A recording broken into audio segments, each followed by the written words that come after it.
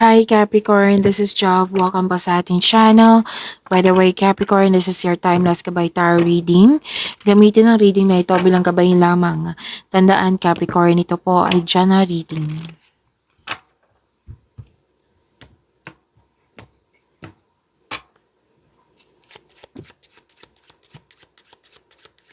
Mga parating para kay Capricorn.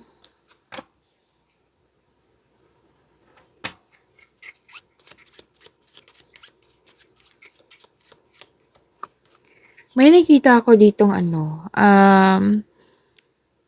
isang tao na malapit sa iyo na napatunayan niya sa iyo na loyal siya sa iyo, supportive siya sa iyo, or di kayo may bago kayong kaibigan, bagong kasamahan, na magaan ang loob mo sa kanya. Pwede din may bago kayong gamit, bagong pet, bago sa inyo na nagbigay ito ng pampers sa iyo. At sabi din dito na,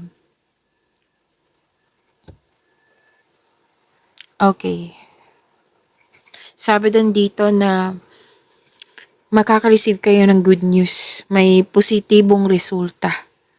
May announcement din. May nakapasa sa exam. May nakapasa sa test. At malakas ang iyong intuition. At naging generous kayo. May pinoprotektahan ka. Posisyon, pamilya, sarili. Oo. And so, yung mga ginagawa mo, sabi ng card, itong mga ginagawa mo na magkaroon ng determination na syempre may kasamang aksyon, di ba? So, yung aksyon, kailangan may good intention, may clear intention para magtagumpay ito.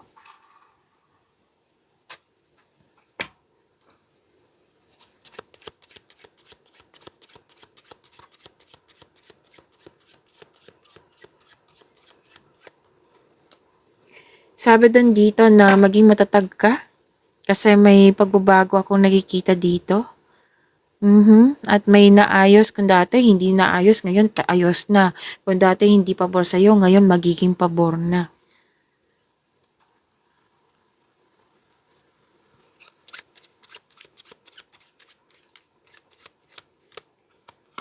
May frustration ako nakikita dito, Capricorn. Nagkaroon ng negative emotions or pwedeng annoyed ka or bad mood. Kasi this is about emotions eh. May anger issues. Oo, na kailangan ma-overcome to. Pwedeng na-annoy ka kasi may taong pasaway. Bad mood kasi hindi nasunod yung gusto. Or hindi mo inasahan, may mga sitwasyon dyan na hindi natin kontrolado at ikaw ay bad mood kasi nahihirapan ka sa pagtangkap. Pwede. So, kailangan itong ma-overcome to. Kasi nakakapagod tong pakiramdam na ito eh. Kung pagod kayo, magpahinga. Mag-long walks, magpahinga, maging kalma, maging relax. Kumain ng tama. Pahinga ng tama. Tamang tulog. Mag-connect ka sa nature. Grounding, meditate. Kung gusto mong may kausap, then go ahead. Pero the best way is to pray. I-pray nyo kay God, tapos hingi kayo ng divine assistance. Okay? At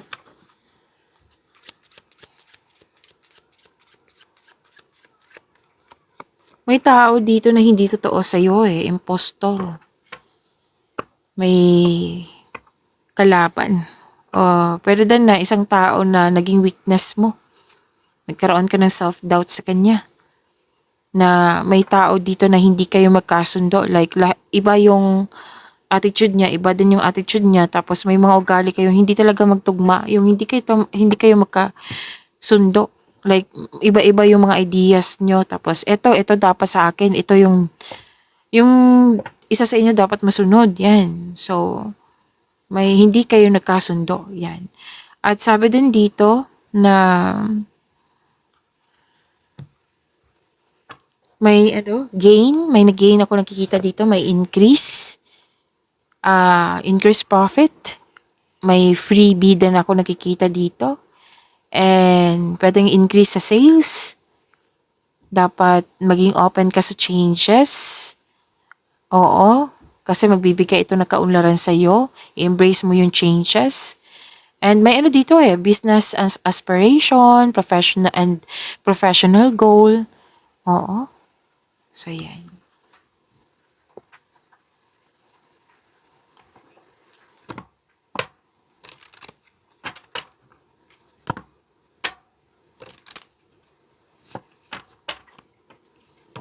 Maraming salamat po sa mga hindi nag-skip ng ads. Subscribe na po kayo sa ating channel at click bell notification para updated po kayo sa bagong video natin. Para sa mga gusto magpa-reading po, comment po kayo ng personal reading and check my reply sa comment section.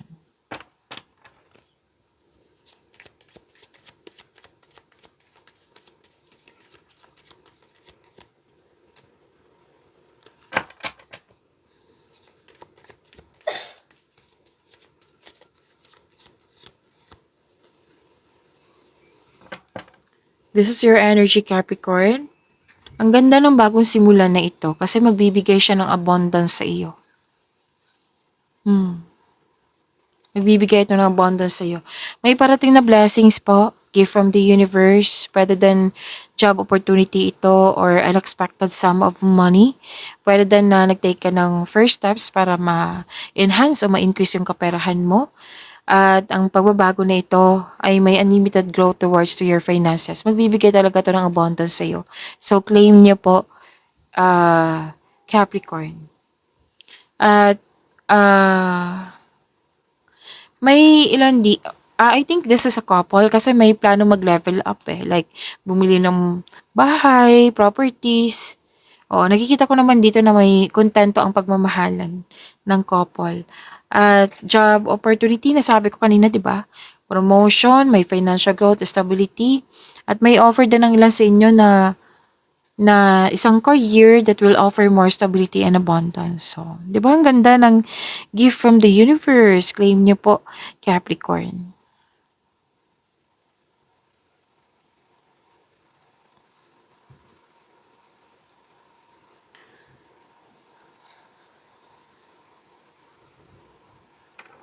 At may masusunod dito na tradisyon.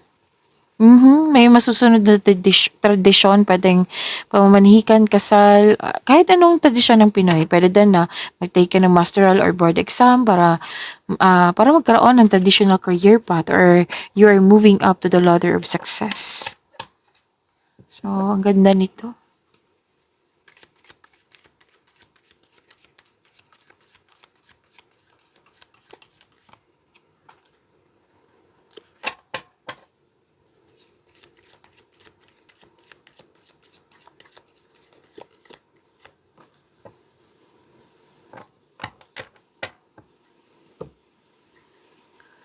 So may, 'di ba, sabi kanina na opportunities sa career and money na tayo.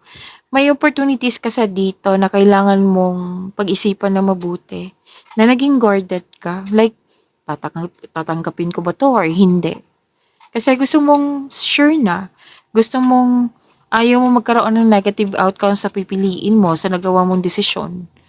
So, naging guarded ka. Oo, na malalim ang iniisip dito. Kasi ayaw mo magkamali, ayaw mo masaktan, ayaw mo magkaroon ng failure. So, pag pinag-isipan mo siya na mabuti. Pero, sinabi ng card dito na don't hesitate too long. Kasi, kung opportunity to, baka kasi, diba, lagi ko itong ina-example sa inyong lahat na baka itong opportunity nito is good for 7 days, tapos 8 days ka na nag-decide. Sayang naman. So, don't hesitate too long. Magawa ka na matibay na plano para mawala tong hesitation na nakikita ko dito.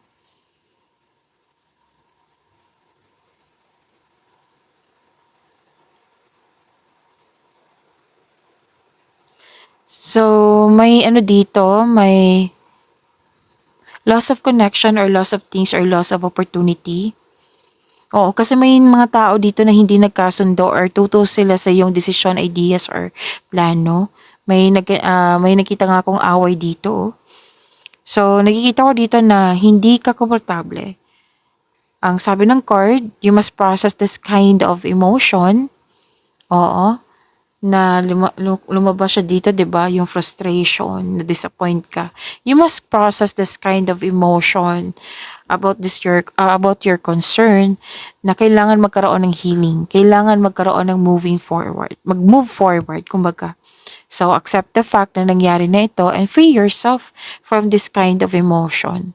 Kasi pwedeng nalungkot ka dito eh. Like for example, 'di ba, hindi nagkasundo kanina sinabi ko. Like for example, na nasaktan ka kasi akala mo supportive yung mga tao sa'yo pero hindi pala. Yan. So you have to move forward.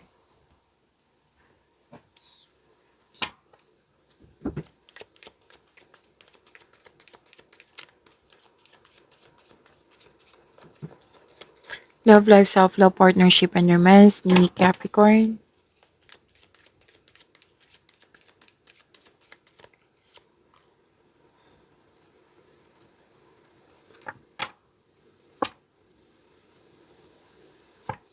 Capricorn, huwag niyong kalimutan na mag-subscribe sa channel natin at click yung bell notification para updated po kayo sa reading natin.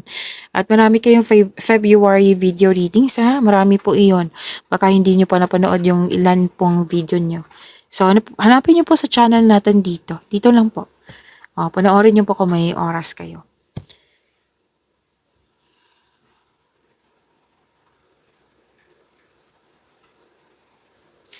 Okay, may exciting na ganap dito bago maliligaw or nagustuhan mo, magkakaroon ng ligawan, magkakaroon ka ng bagong inspiration, pwedeng crush pa ito. Pero gagawa ka ng paraan dito. Mm-mm. At may nakita ako dito ang gustong magkaroon ng dagdag na anak. At ang ilan dito magsisimula ng magbuo ng pamilya. At sabi din dito na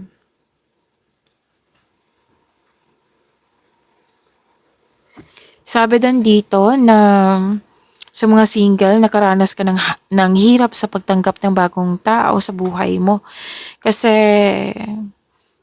naging guarded ka. Oo. So, ang advice ng card dito, try to fix yourself first bago tumanggap ng bagong tao, na bago pumasok sa buhay relasyon. Upang sa kayo'y maging magaan ang iyong pakiramdam at isipan para harapin ng bagong yugto ng iyong buhay pag-ibig. Para fair din sa kanya. 'Di ba? Para magaan yung bagong pasok ng buhay pag-ibig. Sa mga relasyon, nagbigay ka ng mahabang pasensya dito sa partner mo kasi may nagkaroon ng mataas na ego or pride. Nakaramdam ka ng pagod pero hindi ka naman susuko dito. Lalaban ka pa rin. Oo. Subukan maglaan kayo ng oras para mag-usap po. Tapos i-refer mo sa kanya yung concern mo. Nasabihan mo siya na tulungan mo ako kasi nahihirapan ako sa adjustment. Na nahihirapan talaga ako. So, pagtutulungan kasi ang kailangan yan. At, may celebration dito. Kasal? Kasi 'di ba kanina may gusto magdagdag anak din. May magsimula na lang pamilya. May kasal ako nakikita dito or honeymoon, engagement. Masaya. Dalawang card na po mismo nagsabi dito na may plano magsama sa isang bubong. Sa mga single dito, masaya kayo. Tingnan nyo. Masaya kayo sa pagiging single nyo. Tapos handa na din kayong pumasok sa buhay pag-ibig. So may celebration ha. May nakita kong celebration dito. Tapos love is blooming. Sabi din dito, love is blooming. Nakita ko dito yung may bagong pasok sa relasyon, may nagkabalikan, may nagkasundo. You love yourself more. Masaya. Dahil masaya kayo, nagkaroon ng positive emotions flow. Actually, dalawang card po mismo nagsabi dito na may buntis or may nanganak. May nanganak. Diba may sabi kanina na dagdag anak din. Tapos may self-love, may bagong kaibigan na lumabas siya dito. Diba kanina? Lumabas siya dito, may bagong kaibigan, bagong kasamahan, or bagong nagugustuhan.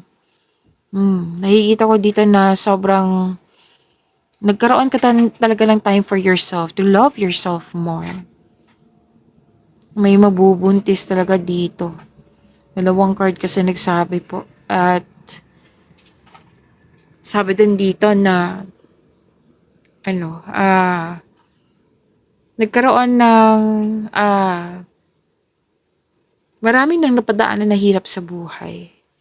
Opo. At ngayon, naging successful, nagkaroon ng development. Oo. So, you're receiving love. Pagyamanin niyo po yung blessings na binigay sa iyo. Capricorn, see you tomorrow. Maraming salamat po.